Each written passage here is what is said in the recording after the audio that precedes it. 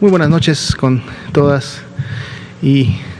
con todas las personas que están presentes el día de hoy, diferentes medios de comunicación, personal de CEPROPIE que nos hace el favor de transmitir a través de diferentes medios esta conferencia de prensa desde la Ciudad de México, aquí en Palacio Nacional. Un saludo también a todas las personas que nos están sintonizando precisamente a través de esta transmisión y que lo hacen lógicamente interesadas en conocer cuál es la situación que guarda la epidemia de COVID-19 en México, así como la información que noche a noche hemos estado actualizando en relación pues a esta nueva intervención de salud pública 100% preventiva, que es precisamente la vacunación contra el virus SARS-CoV-2 con el objetivo de poder prevenir la enfermedad COVID-19. Como todas las noches, vamos a empezar entonces actualizando los elementos estadísticos de la evolución y el comportamiento de la epidemia en México y seguiremos con la información relevante en relación a vacunación y otros puntos. Vamos a pararnos para venir de este lado. Gracias. El día de hoy quisimos también iniciar la conferencia recordando que precisamente hace un año, el 22 de enero del 2020, dábamos precisamente la primera conferencia de prensa en relación al tema de COVID-19. En esos momentos apenas estábamos dentro del mes de enero y eran algunas semanas las que habían transcurrido desde que se había conocido primero este clúster de casos de neumonía de personas que estaban enfermando en Wuhan, China, pero que no se tenía identificado un agente. Semanas después, ya para la primera semana de enero, se publicaba precisamente que era un coronavirus el que estaba involucrado en la generación de estos casos, pero que además este coronavirus no se conocía o no había sido previamente identificado y se lo catalogaba como un novel coronavirus. Posteriormente, en el tiempo, recibiría la clasificación que ahora ya todos en el mundo utilizamos, que es precisamente SARS-CoV-2, que se refiere al componente clínico, la enfermedad que en su momento produce este virus, la familia a la que pertenece, que es precisamente la de los coronavirus, y el 2 precisamente para diferenciarlo en relación a previos variantes o virus similares que habían ya ocasionado también afectación en ciertas regiones del mundo, como lo fue por ejemplo el MERS y el mismo SARS en sus diferentes momentos. Asimismo, el día de hoy pues estaremos cumpliendo 316 conferencias de prensa con la del día de hoy, a través de las cuales siempre el principal objetivo ha sido poder informar a la población de manera clara, transparente, con todos los datos que siempre tenemos a través del Sistema Nacional de Vigilancia Epidemiológica, 32 entidades federativas comprometidas a través de sus equipos técnicos en campo, en todas las unidades de salud, en los servicios estatales de salud, precisamente con poder identificar, atender y en su momento dar seguimiento a todas las personas que han desarrollado esta enfermedad.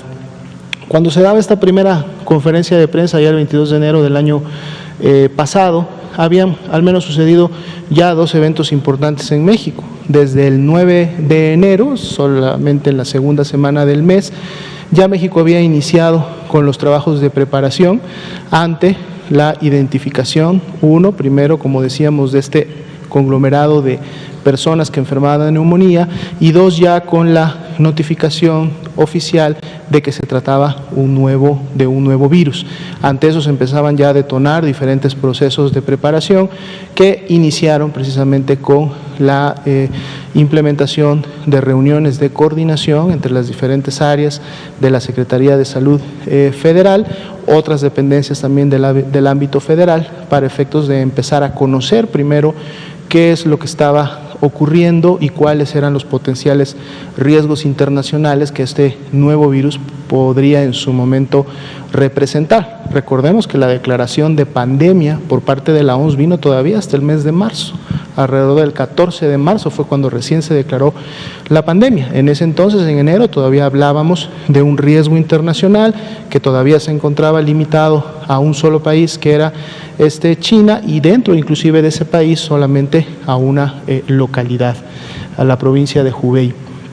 Sin embargo, ya para el 16 de enero, el Instituto de Diagnóstico y Referencia Epidemiológico, gracias a este sistema que en su momento comparte precisamente toda la información de la secuenciación genética que se realiza a diferentes tipos de virus, pero en este caso de manera especial, la OMS había ya días previos publicado la secuenciación de este nuevo virus, y en base a eso el INDRE desarrollaba la capacidad de poder ya diagnosticar, de emitir un resultado confirmatorio para este virus, esto tan temprano como el 16 de enero. Y semanas después solamente esta capacidad fue transferida a toda la red nacional de laboratorios de salud pública en el país, esos 31 laboratorios que están en cada una de estas 31 entidades federativas y el laboratorio metropolitano de la Ciudad de México, así como otros laboratorios de apoyo a la vigilancia epidemiológica que están en los principales hospitales de concentración y de tercer nivel. Y fue precisamente gracias a esta transferencia de tecnología que en su momento se pudieron detectar los primeros casos de virus SARS-CoV-2 y por lo tanto de COVID-19 en México. Esto sucedería todavía un mes y una semana después, alrededor o el 28 de febrero, pero ya desde un mes antes o poco más de un mes antes se tenía esta capacidad. Recordando que estos primeros casos se identificaron precisamente en la Ciudad de México, en el Estado de México y en el Estado de Sinaloa, gracias, como comentaba, al hecho de que sus laboratorios estatales, su capacidad local, tenía ya lo necesario para poder realizar la confirmación. Fue el INDRE solamente el que posteriormente ratificó estos resultados y en su momento se dieron a conocer como los primeros casos confirmados que tendríamos de la enfermedad. Y precisamente en esta conferencia de prensa del 22 de enero, uno de los objetivos que se tuvo en la misma fue emitir el primer aviso epidemiológico de lo que en su momento se catalogaba todavía como 2019 nCoV, todavía no tomaba el nombre de SARS-CoV-2, cuando en ese momento a nivel mundial se tenían registrados y notificados prácticamente la totalidad de ellos en China, 283 casos de este nuevo virus y de esta nueva enfermedad. Un año después, al día de hoy, la Organización Mundial de la Salud reporta más de 96 millones de personas contagiadas en este marco de la pandemia y, lógicamente, también todas las personas que hasta el momento lamentablemente han perdido la vida en el mundo superan ya más de los 2 millones a consecuencias de lo que sabemos trae como complicaciones esta enfermedad. Entonces, conferencia de prensa 316 y continuamos avanzando en relación a la epidemia en México y a esta pandemia en todo el mundo. Si nos permiten la siguiente diapositiva. Vamos entonces a actualizar las cifras para México, lo hacemos siempre a través de nuestra curva de color azul, en donde precisamente representamos las personas que en su momento han sido clasificadas y estamos estimando sean casos ya confirmados de COVID-19, y a través de la forma que tiene la curva podemos ver precisamente el comportamiento de la epidemia en México. Continúa la curva en tendencia ascendente. Ayer teníamos un más 10% entre la semana 53 y la 1, hoy día tenemos 13% y esto sigue lógicamente incrementándose, recordando que este incremento que vemos es la suma también de todos los incrementos o en su caso reducciones que pueden haber en algunas entidades federativas. ¿Cuánto es lo que hasta el momento estimamos son casos confirmados en base a lo que tenemos en la plataforma del CISBER? 1.928.321 personas con COVID-19 en base a este grupo de personas notificadas como casos sospechosos. Así también, y siempre actualizamos esta información, las personas se han recuperado, es decir, recordemos que el COVID tiene una proporción importante de personas que al padecer la enfermedad clínica lo hacen de forma leve. se ha estimado a nivel mundial que esto ocurre en el 80% de las personas que padecen de COVID. Para efectos de México son más ya de 1.291.000 las personas que se han recuperado, que han curado de la enfermedad de COVID-19. Y para efectos de la epidemia activa, pues continuamos con una proporción del 6% en relación a este grupo, que es el que en las últimas 2 semanas ha desarrollado la enfermedad y por lo tanto representan a el grupo poblacional que en su momento puede mantener activa todavía la transmisión y por lo tanto la misma epidemia. Si vemos la siguiente diapositiva, no tenemos cambios importantes en lo que se refiere al porcentaje de positividad, 45%, sigue un comportamiento ondulante como lo hemos visto prácticamente en los últimos 4 meses, después de haber tenido porcentajes de positividad que llegaron inclusive hasta un 53%, pero un 45% quiere decir que de cada 100 personas que tienen signos y síntomas respiratorios leves o graves, de esas 100, 45 son por virus SARS-CoV-2 y lógicamente esto a su vez revela que la transmisión comunitaria se mantiene, que prácticamente la mitad de las personas están teniendo COVID-19 y eso es suficiente para poder mantener la epidemia y la transmisión todavía activa y hemos dado el seguimiento en relación al comportamiento también de la positividad. Para el día de hoy son más de 4.353.000 las personas que han ingresado al sistema informático, el SISBER, en donde todas las entidades, como decíamos, clasifican y notifican sus casos sospechosos de la enfermedad y a través del seguimiento y en la gran mayoría de ellos la toma de una muestra de laboratorio o la clasificación epidemiológica. Para el día de hoy, la estadística de casos confirmados por este mecanismo es de 1.732.290 y así también tenemos 2.192.426 personas que han dado negativo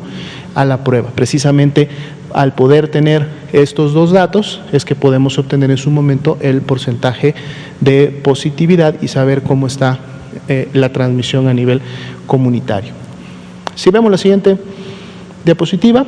el comportamiento de la letalidad, también sin cambios para efecto de esta semana, la reducción que inició ahora en la semana 1 en relación a la semana 53 del 2020, continúa, es un 7% y como lo hemos comentado, la letalidad representa precisamente la proporción de personas que lamentablemente fallece a consecuencia de la enfermedad del grupo que ha sido clasificado como casos confirmados de COVID. Entonces, de cada 100 personas que enferman de COVID, para efectos de la semana epidemiológica 1/2021, lamentablemente 7 personas fallecen. Y el acumulado que hemos tenido durante todo el 2020 y lo poco que va del 2021 en relación a las defunciones es de 147.614. Veamos ahora la ocupación hospitalaria. Aquí tenemos precisamente la referente a las camas generales, recordando que estas se utilizan para los pacientes graves, aquellos que desarrollan COVID grave y precisamente por su situación o las complicaciones que la enfermedad tiene, necesitan ser hospitalizados para una atención especializada y además se le otorguen los tratamientos y las terapéuticas recomendadas para efecto de COVID-19, recordando que la principal afectación de inicio es una afectación respiratoria que compromete precisamente las vías respiratorias primero superiores, luego inferiores, teniendo como principal enfermedad o nosología asociada la neumonía, que es la que afecta directamente no solo a los pulmones en sí, sino también a la capacidad del intercambio gaseoso que estos realizan y que, bueno, dependiendo de la evolución, si esta no es favorable, pues entonces llega esto a comprometer otros órganos en el cuerpo. Son 9 las entidades que tienen una ocupación de estas camas por encima de este 70%. prácticamente han sido las mismas en las últimas semanas. Pueden ver ustedes las ocupaciones específicas para cada una de las 9, siendo la Ciudad de México con este 89%, que como comentábamos ayer se ha mantenido durante las últimas semanas, y no porque haya disminuido la necesidad de personas que requieren de una cama de hospital o haya disminuido en un momento la cantidad de personas sino infectadas y enfermas, sino porque los procesos de reconversión en su momento permiten también día con día poder estar generando camas que permitan que todavía exista, aunque poca, pero disponibilidad que puede ser utilizada para la atención de estos pacientes. Situaciones similares para las otras entidades, siendo Guerrero la que apenas supera este porcentaje de ocupación del 70 con un 71%. En el siguiente rango, 8 entidades, es decir, entre el 69 y el 50, que es un rango de alerta, es un rango de tenemos que empezar y prácticamente avanzar con la reconversión y expansión porque estamos en riesgo de saturación. Y aquí tenemos a estas 8 entidades que pueden también ustedes ver en el recuadro de la parte derecha, que en su momento también se clasifican de mayor a menor. Y al menos 15 entidades, o son 15 entidades las que tienen más de la mitad de sus camas disponibles para poder ofertarse a las personas que así lo requieran, es decir, tienen una ocupación menor al 50%. ¿Cuántas camas disponibles tenemos a nivel nacional? 13.714, lo que precisamente nos da un 61% de ocupación nacional, conociendo que son 34.822 las camas que al corte se habían destinado o etiquetado para la atención de pacientes IRAG graves, pero que requieren una cama de este tipo. En la siguiente diapositiva vemos las camas que en su momento se requieren ahora para los pacientes críticos, es decir, aquellos que tienen las mayores complicaciones que da la enfermedad y que por lo tanto necesitan de un equipo, de un ventilador mecánico para poder asistir precisamente su respiración. 3 entidades en el rango mayor de 70, 7 entidades en el rango entre 69 y 50, esto se ha mantenido, no ha variado y son prácticamente también las mismas entidades que están en estos rangos, y aquí sí, la gran mayoría, 22 entidades, tienen menos del 50% de ocupación. Como ya sabemos, entidades como Campeche, como Chiapas, como Quintana Roo en su momento son las que inclusive tienen disponibilidades tanto de camas generales como de camas con ventilador, inclusive por arriba del 70%. La ocupación nacional para efecto de las camas con ventilador, 54%, lo que a su vez entonces nos deja 4.977 camas disponibles a nivel nacional. Bien, vamos a pasar ahora al segundo componente informativo, que tiene que ver precisamente con el avance de esta política nacional de vacunación contra el virus SARS-CoV-2 que produce COVID-19, y tenemos la actualización que se ha reportado al corte de las 4 de la tarde del día de hoy, y tenemos también entonces la actualización que se reportó al día de ayer después del corte de las 4. Entonces actualizamos que para ayer 21 de enero se habían aplicado 64.797 dosis de vacuna, y para el día de hoy, corte de las 4 de la tarde, 27.000, o se llevaba un avance de 27.346, que son precisamente el número grande que vemos en el lado derecho. De manera similar, como veíamos en la semana anterior, con esta dotación de vacunas, la más grande que había llegado hasta ese momento y que ha llegado a México en relación a la vacuna Pfizer, en la medida que van avanzando los días, se van aplicando menos dosis en función de que se van verificando y se va revisando que las personas que faltan por vacunar realmente estén en los listados previamente validados por las unidades, por las entidades federativas, y en la medida como estas lógicamente van acudiendo. Así también tiene que ver con la logística, en donde la vacuna, como sabemos, está llegando a diferentes puntos, algunos de ellos alejados inclusive en lo que se refiere a la territorialidad de cada una de las entidades federativas, pero en la medida que avanzan los días también la vacunación va avanzando. Si vemos la siguiente diapositiva, En ella tenemos el acumulado de dosis que hasta el momento se han aplicado, 594.725. Aquí está precisamente ese incremento que se tuvo a partir del 21 de enero con la distribución y aplicación de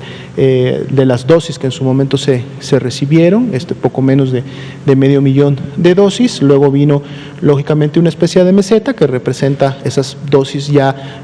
menos que se fueron aplicando en días posteriores, y luego inicia nuevamente un crecimiento que tiene que ver precisamente con la implementación de las dosis que llegaron esta semana y que empezaron a aplicarse el día de ayer y el día de hoy. Entonces casi estamos ya por llegar a las 600,000 dosis aplicadas en todo el territorio nacional. Si vemos la siguiente diapositiva, tenemos este total de dosis que se han aplicado, pero ahora distribuidas en las que han sido aplicadas como primeras dosis y el avance de lo que ya en este momento son segundas dosis. Recordando que la política nacional de vacunación inició el 24 de diciembre, entonces para estas fechas ya hay muchos grupos que se fueron vacunando en días previos, en semanas previas, desde el 24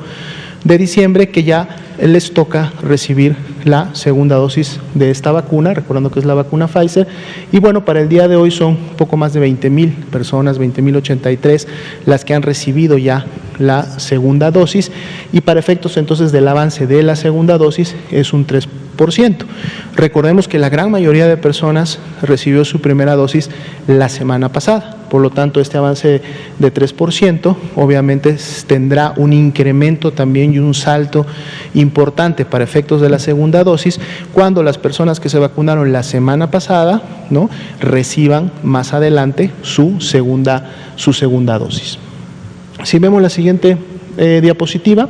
aquí vemos precisamente la distribución por entidad federativa de las dosis que llegaron esta semana, aquellas que se distribuyeron hace 2 días, el 20 de enero, y entonces podemos ver cómo va el avance en cada una de las entidades federativas. El avance nacional de estas dosis que llegaron esta semana es de un 42%, y en las entidades federativas tenemos 5 que ya rebasaron el 95%, algunas de ellas prácticamente ya llegando al 100%, como Zacatecas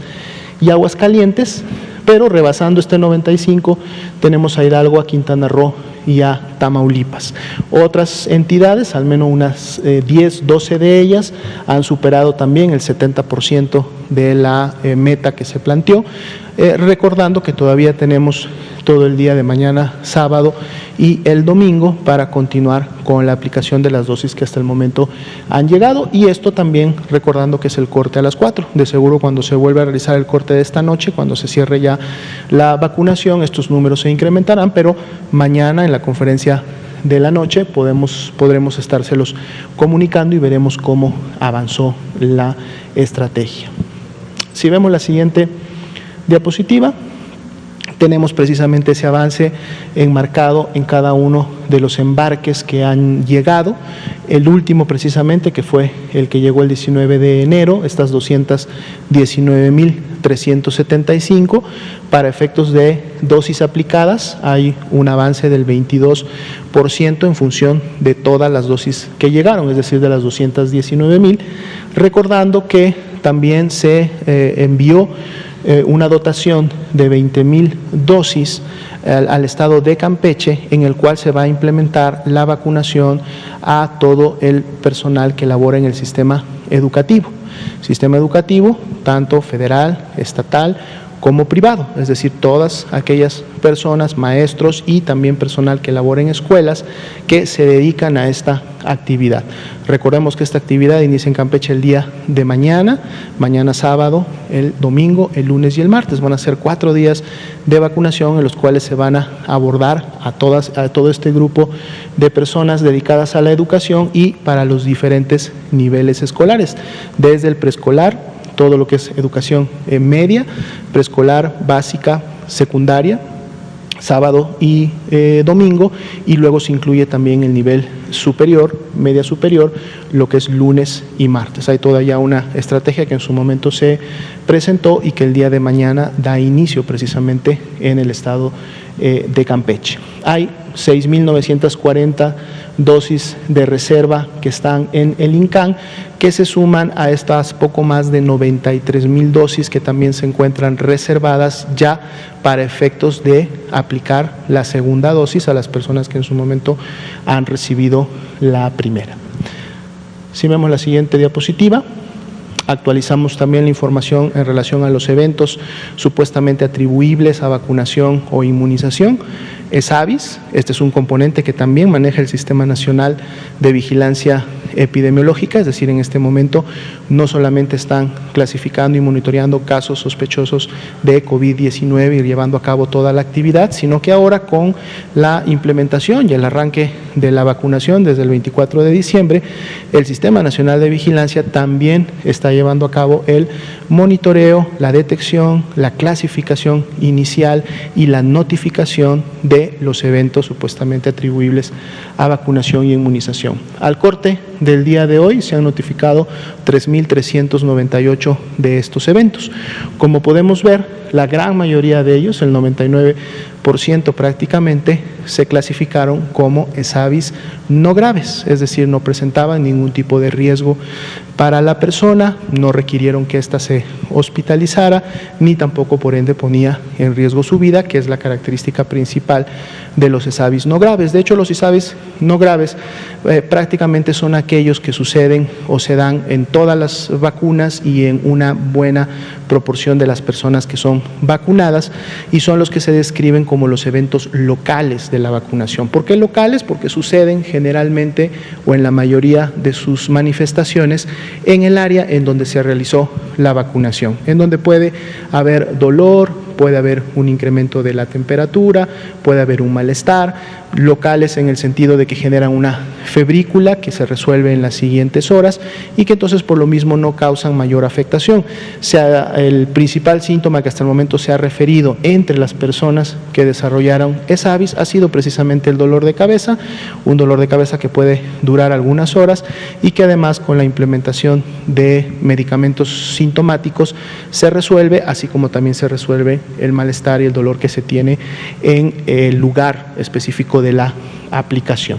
Así también se han notificado entonces hasta el día de hoy 37 ESAVIS graves. Los ESAVIS graves sí son aquellos que tienen manifestaciones más importantes, manifestaciones que sí son de cuidado y que por lo tanto requieren que la persona sea al menos valorada o llevada a un servicio de urgencias, en donde se definirá si requiere ser hospitalizada para un seguimiento más especializado. Como podemos ver en la distribución de estos ESAVIS graves, ya 33 de estos 37 han sido de alta, han sido dados de alta, es decir, no hubo la necesidad de que continuaran hospitalizados o la evolución durante los días en los que lo estuvieron fue satisfactoria y finalmente la persona egresó sin ningún problema. Actualmente se encuentran todavía en observación, hospitalizadas 4 personas, sabemos que sus condiciones son estables y en la medida que vayan cumpliendo sus periodos de observación y evolución, de seguro también podrán tener el alta por mejoría.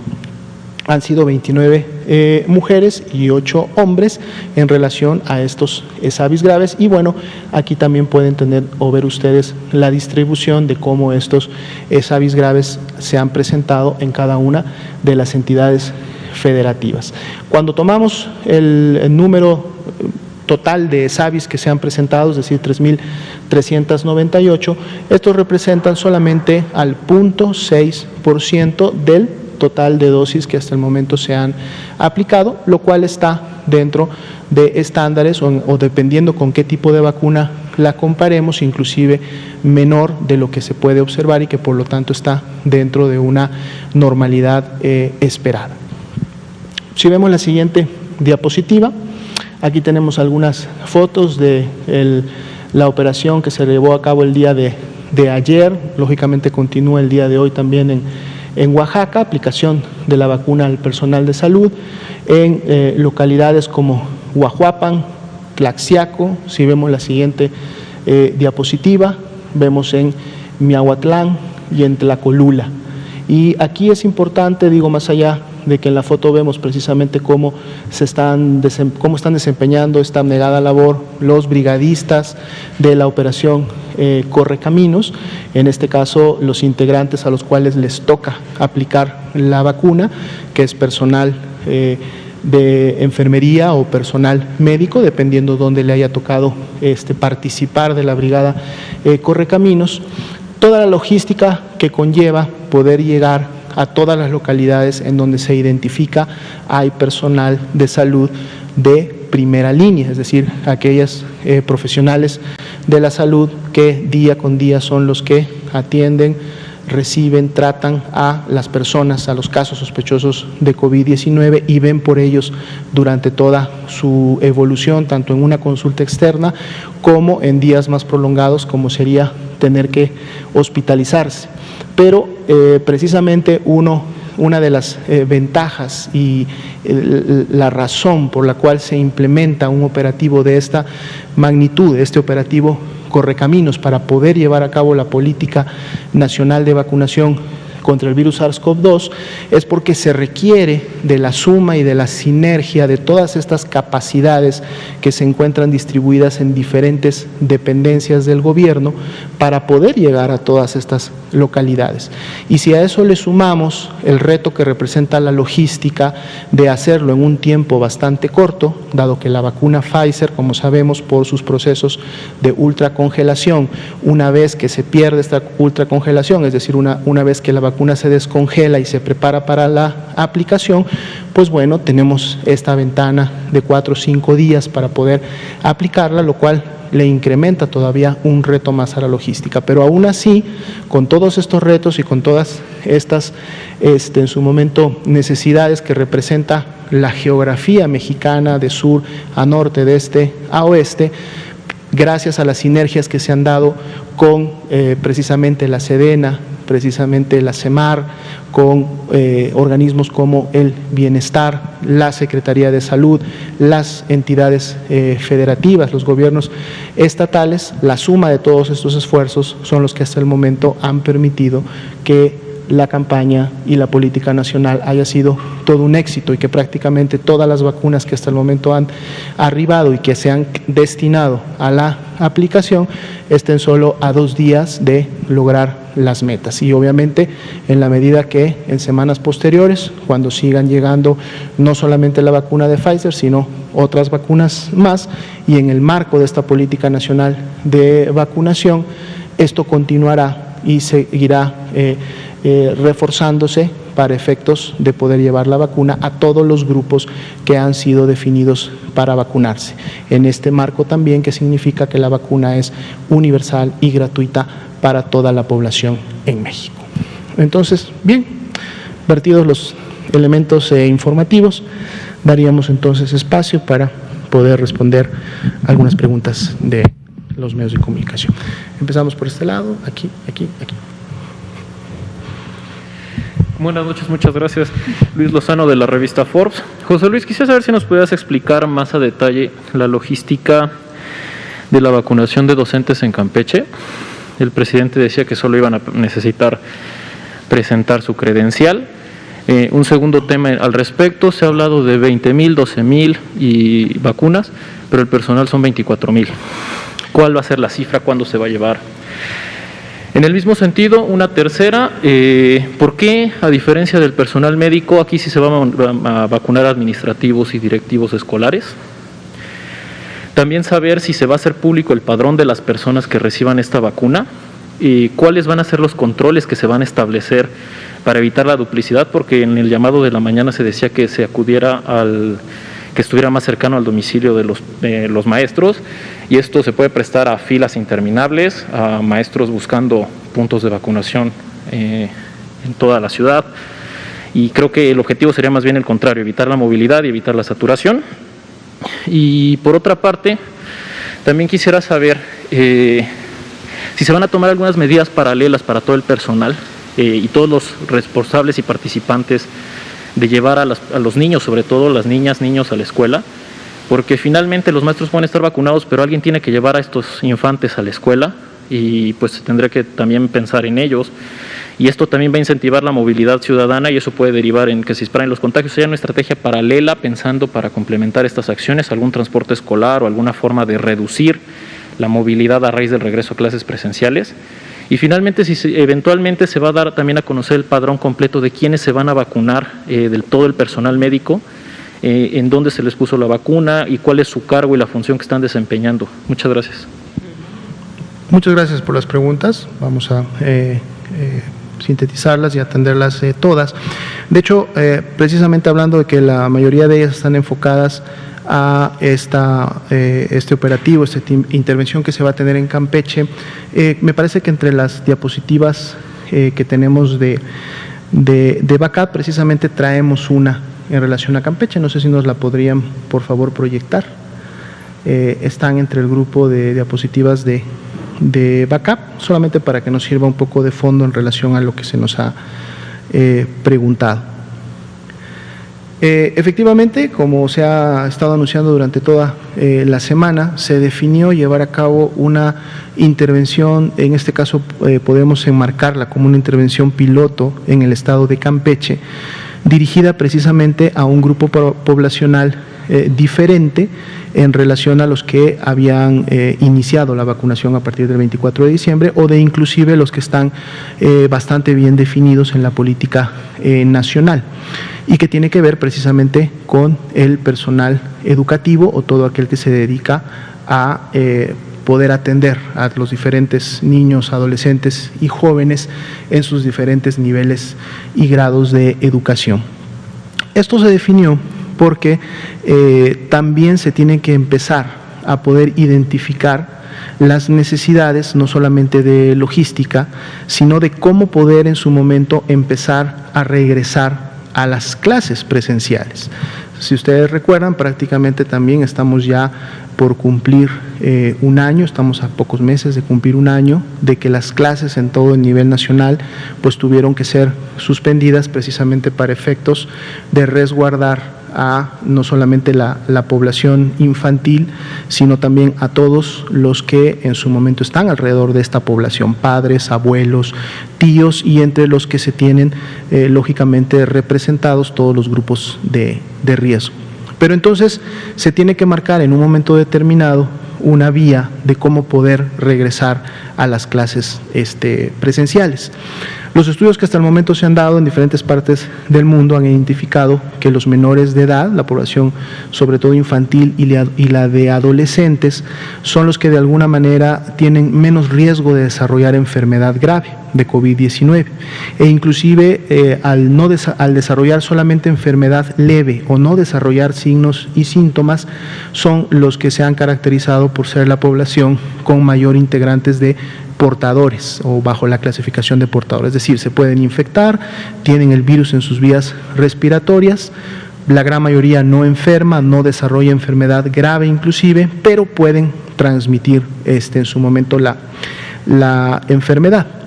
Entonces, por lo mismo, en su momento la protección que se tiene que llevar para efectos de poder reanudar las clases y toda la actividad escolar en los diferentes niveles es más bien poder proteger a los que intervienen o los que actúan en estas actividades escolares, pero que sí son o que sí portan factores de riesgo o comorbilidades. Y entonces en este caso, por lo tanto, son precisamente los maestros, las maestras y el personal que se requiere para que una escuela esté abierta y esté funcional. Si bien es cierto, el maestro es el que lleva a cabo la principal acción para efectos de la educación, no podría impartir sus clases si los baños, los patios no están limpios, por lo tanto se requiere de este personal, se activa la actividad, por lo tanto se requiere de personal administrativo para que se pueda llevar a cabo todo lo que conlleva la actividad escolar y entonces se ve adecuado cubrir a todo el grupo. Si lo comparamos un poco con lo que está sucediendo precisamente ahora con todo el personal de salud de primera línea, no se está vacunando solamente a las médicas, médicos, a los enfermeros, las enfermeras. Se está vacunando también a 11 grupos de actividades profesionales que en una unidad de salud aportan con su actividad a que el hospital pueda estar abierto, a que el hospital pueda estar funcionando, a que una unidad médica pueda estar otorgando los servicios. En su momento son toda una serie de personas que integran. Entonces, lo mismo se extrapola un poco para efectos de lo que es por qué se vacuna no solo a maestros y se tiene que vacunar también a otros grupos que están relacionados con la actividad escolar. ¿Por qué se escogió Campeche? Porque Campeche era la entidad federativa que tenía la mayor cantidad de semanas en semáforo de riesgo bajo, es decir, en color verde.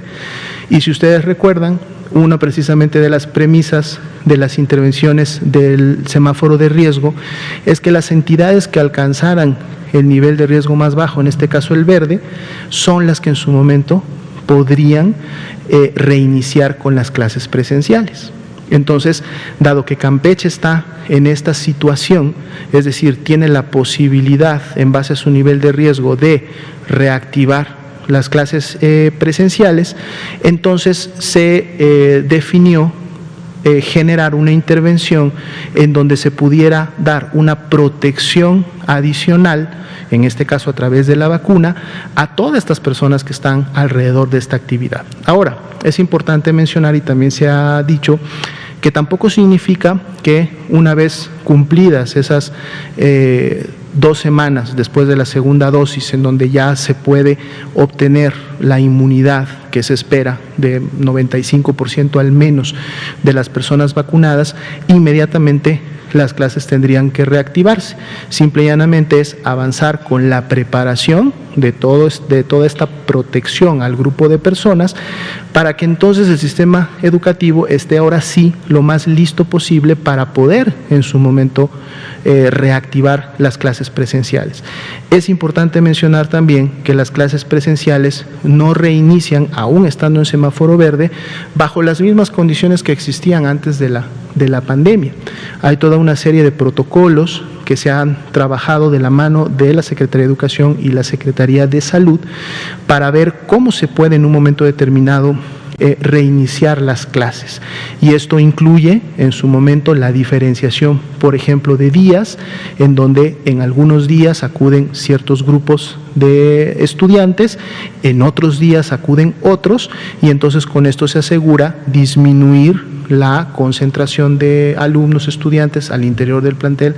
educativo y por lo tanto tratar de asegurar el poder guardar la sana distancia al interior de cada una de las aulas. Están los filtros escolares que inician desde el CASA con la lógicamente responsabilidad de los padres o tutores de llevar a un niño que está asintomático y que no está presentando enfermedad, pero que además esto es en su momento revisado antes de ingresar al plantel, y obviamente la implementación, así como se ha llevado a cabo en el área laboral, es decir, en todas estas lugares en donde las personas que realizan trabajos esenciales o que han necesitado regresar, reincorporarse a sus actividades laborales, se han implementado toda una serie de medidas para guardar la sana distancia y evitar los contagios. Estas también están definidas y se tienen que implementar en el caso de reactivar las clases. Entonces, estas serían un poco las razones técnicas del por qué la vacunación, cómo en su momento se procedería a una reactivación de clases y toda una serie de pasos y órdenes que se tienen que dar. Pero definitivamente un primer paso protectivo para toda este grupo de maestras, maestros y personal de la educación que pudiera reactivar las clases, pues se tiene que dar desde ya, y se hace en Campeche por esa ventana de oportunidad de ser el único estado en semáforo verde. Y bueno, son 20,000 vacunas, aquí podemos ver precisamente el resumen de la intervención en Campeche. Como ustedes pueden ver, se va a cubrir educación básica, educación media y media superior. Por eso se apartaron 20,000 dosis para poder cubrir a todo este grupo. De los primeros censos que se tuvieron, que se empezaron a trabajar, se identificó solamente de personal de maestros y maestras alrededor de 13,000 personas. El restante, o es decir, los 7,000 dosis que están incluidas en este envío que se realizó, va a cubrir a todo el demás o todas las demás personas que están alrededor de esta actividad escolar. El sábado y domingo ya está programado que se vacune a todo el personal de educación básica, preescolar, primaria y secundaria. Y el lunes y el martes se programa, se vacune a el personal de educación media y media superior, así como también de todo el sistema privado. Se ha estado trabajando durante toda la semana desde que se tomó la decisión de llevar a cabo esta estrategia enfocada a la educación en Campeche, en precisamente integrar los padrones de las personas que van a ser vacunadas. Así como en su momento para el personal de salud se le pidió a las secretarías de salud en los estados, a las instituciones, el IMSS, el ISSSTE, Pemex, que tienen las relaciones obviamente de sus trabajadores y que además pueden identificar en esa lista quién estuvo o está en la primera línea en la atención al COVID. De la misma manera, la Secretaría de Educación fue la que proveyó de toda la información en relación a poder armar los diferentes padrones para identificar con nombre y apellido puntualmente a todas las personas que requerirían ser vacunadas en Campeche. Incluye, como decía al principio, tanto el personal que tiene una designación o como se conoce una base federal, también el que está trabajando para los servicios educativos del Estado, ¿sí?, tanto en zona urbana como en zona rural, y también incluye a los maestros y maestras y personal que está en el ámbito educativo privado. Y esto lógicamente se trabajó y se trabaja de la manera directa con el Estado para poder tener toda esta relación. Si bien es cierto, se está solicitando lógicamente que la persona se identifique a través de una identificación oficial. Recordemos que esto es sobre todo para corroborar que la información que ya está en el sistema corresponda a la persona que está registrada. Por eso los padrones se hacen de antemano, es decir, cuando una persona llega, tanto para personal de salud como en este caso para los maestros,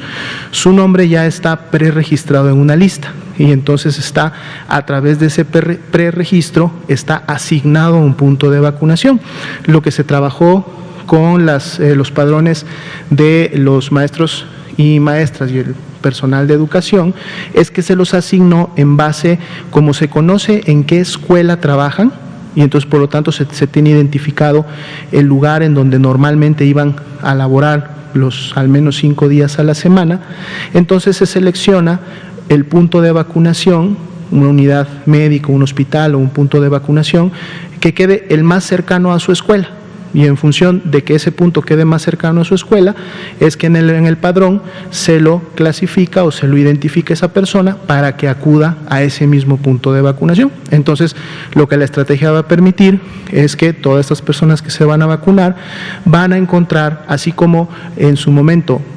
residen, al menos en la localidad o cerca de la escuela donde trabajan, entonces de seguro el punto de vacunación les va a quedar en la misma área.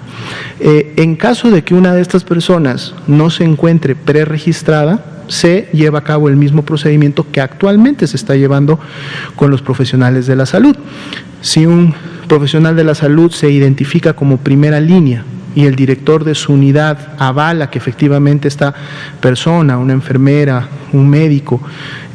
pertenece a esta primera línea, entonces dentro de los integrantes de la brigada hay una persona que tiene las claves y los passwords, los nombres de usuario para ingresar al sistema y registrar a esta persona y que esta persona pueda ser vacunada. La idea obviamente de tener un preregistro es de poder avanzar rápidamente con la vacunación, es parte también de la logística, sobre todo cuando el reto es colocar la mayor cantidad de vacunas posibles en un tiempo muy limitado. Pero la puerta, la ventana está lista y está definida para que si alguien que no estaba en el registro efectivamente pueda finalmente ser vacunado, y es lo que se espera que pueda pasar inclusive en estos 4 días del operativo que se va a tener obviamente en Campeche. La revisión de los padrones precisamente lo que ha permitido además es identificar, recordemos que en una localidad sucede en todas las profesiones, no solamente con los maestros, una persona pues puede destinar todo su tiempo a laborar en diferentes instituciones y en diferentes unidades y por lo tanto también en diferentes turnos. Entonces puede haber maestros que en la mañana den clases en una escuela, en la tarde den en otra o inclusive en otros horarios atiendan tanto el medio privado como el medio público, lo que permite precisamente también hacer la integración previa de los padrones es poder identificar si hay, digamos, duplicados para efecto del padrón, ¿no? No para efecto de decir no le toca la vacuna o esta persona no se vacuna, no, simple y llanamente para si una persona está registrado en 2 o 3 padrones, un público, un privado, o un público pero en un turno matutino y en un vespertino, el sistema identifique que es la misma persona y le asigne en todo caso alguno de los 2 puntos de vacunación que le corresponderían por el lugar en el que trabaja, ¿no? Entonces, precisamente fueron 20,000 dosis las que se enviaron a Campeche, porque se estima en función de los cálculos y en base al conocimiento que se tiene ya de estos padrones, que son las dosis que en su momento se van a requerir, recordando que se tienen siempre, como mencionábamos en las diapositivas, dosis de reserva para efectos de cualquier necesidad que se pudiera presentar durante la estrategia.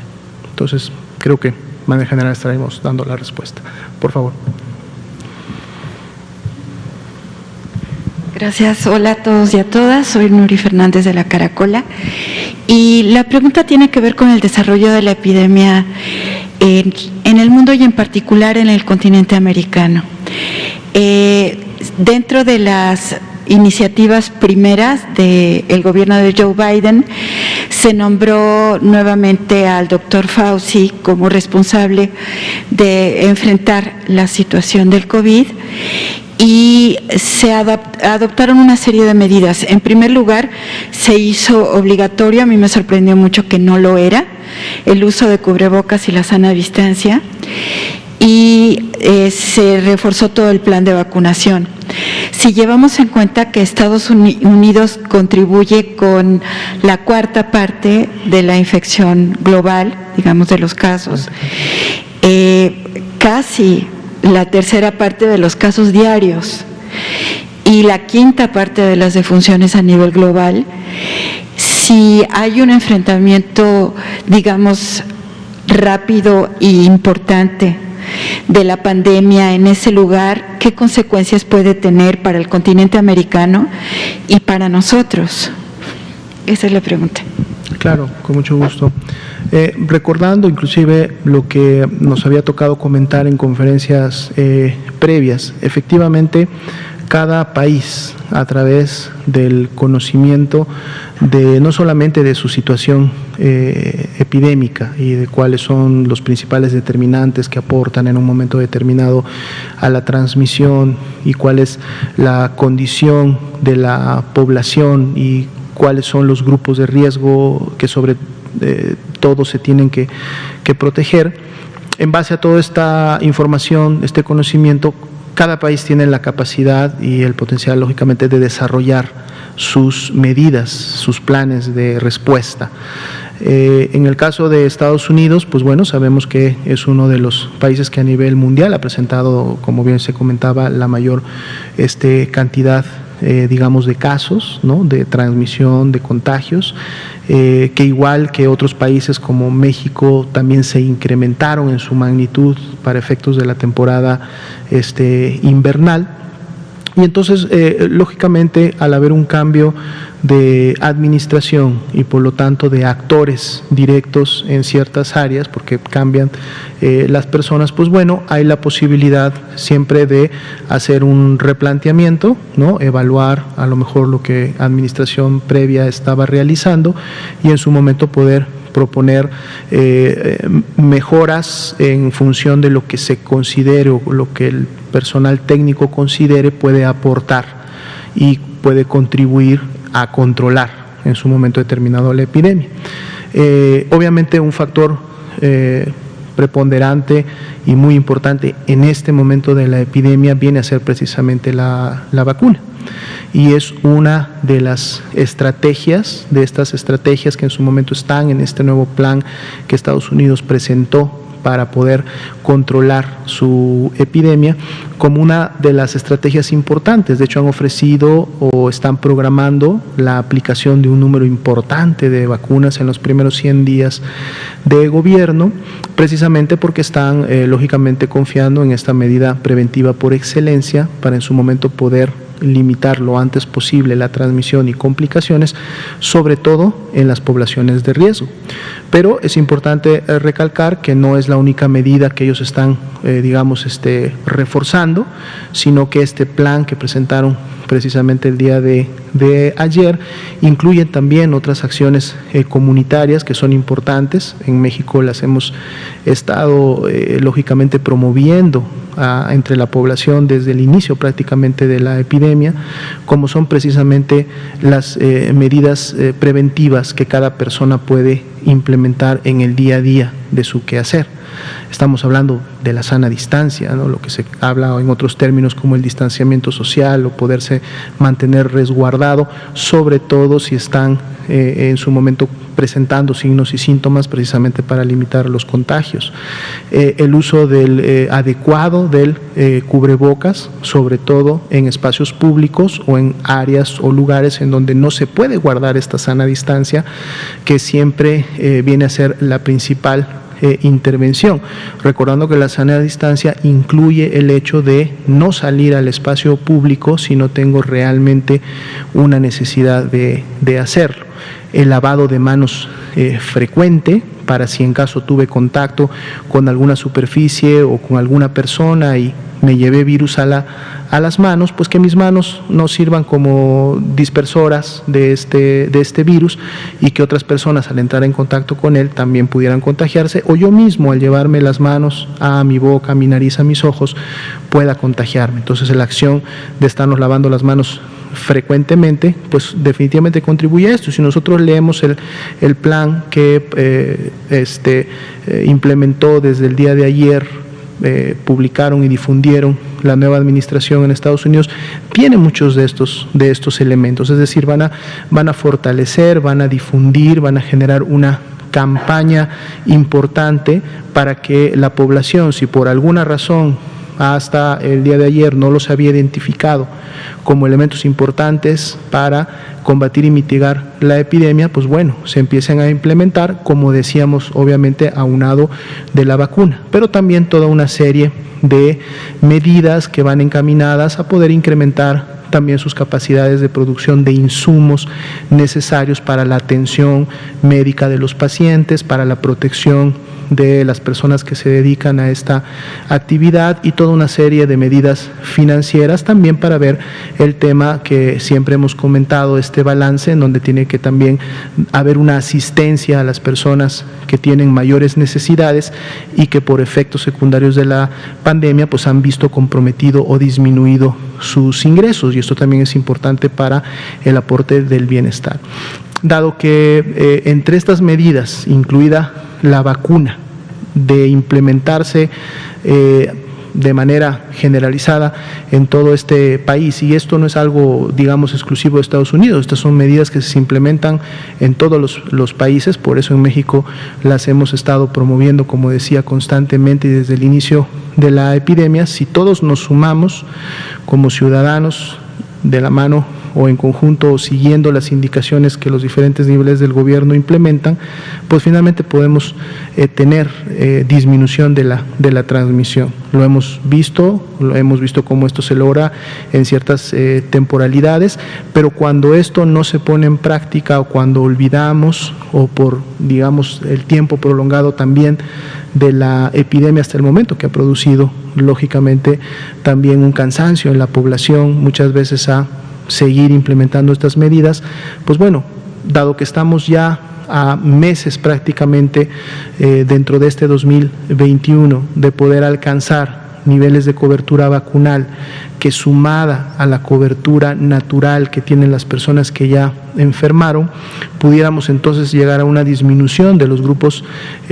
susceptibles que pudiera entonces empezar a mitigar la enfermedad. Entonces, creo que si durante un año, de alguna manera, todo el 2020, prácticamente